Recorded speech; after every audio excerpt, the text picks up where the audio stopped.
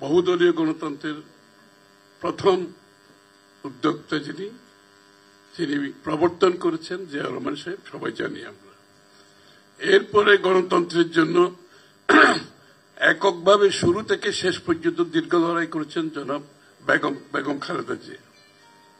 স্বৈরাচার বিরোধী আন্দোলন কোন কম্প্রোমাইজ করে না, যে জন্য আপসহীন নেত্রী হয়েছেন গণতন্ত্রের জন্য। তার পরবর্তীতে গত 15, 16, 17 বছর বেগম খালেদা জিয়া, তার পরবর্তীতে জনাব তারেক রহমান সেই গণতন্ত্র রক্ষার দায়িত্ব পালন করছেন। এই মুহূর্তে বাংলাদেশের যত নেতা আছে, যত নেতৃত্ব যারা দিচ্ছেন, তার মধ্যে আমাকে বলতে হবে পরিষ্কারভাবে, he is the torch bearer of democracy. যে সংস্কারের কথা বলা হচ্ছে, যারা সংস্কারের জন্য এখন অতি উৎসাহী হয়ে উঠছেন,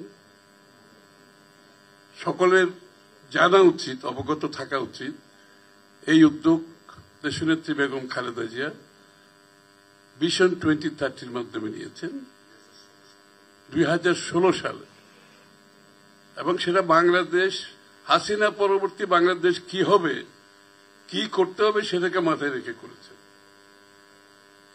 এবং এটাকে যদি ভিশন বলা না হয়, কাকে ভিশন বলবেন আপনি?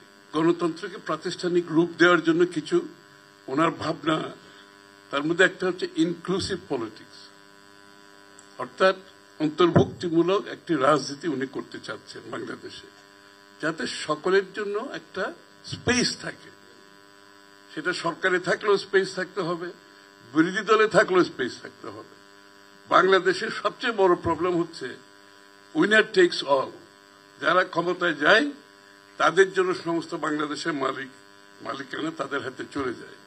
এই জন্য পরিষ্কারভাবে 31 দফায় কথাগুলো বলা আছে যে কি যার যার অবস্থানে সবাইকে তার স্পেস দিতে হবে। জিয়া রহমান সাহেব, দেশনেত্রী বেগম খালেদা জিয়া এবং তারেক রহমান সাহেব যে টর্চটা নিয়ে এগিয়ে যাচ্ছেন, আগামীর বাংলাদেশে জিয়া রহমান সাহেব সাহস করে যে পেইনফুল ডিসিশনগুলো নিয়েছেন, যে পেইনফুল ডিসিশন,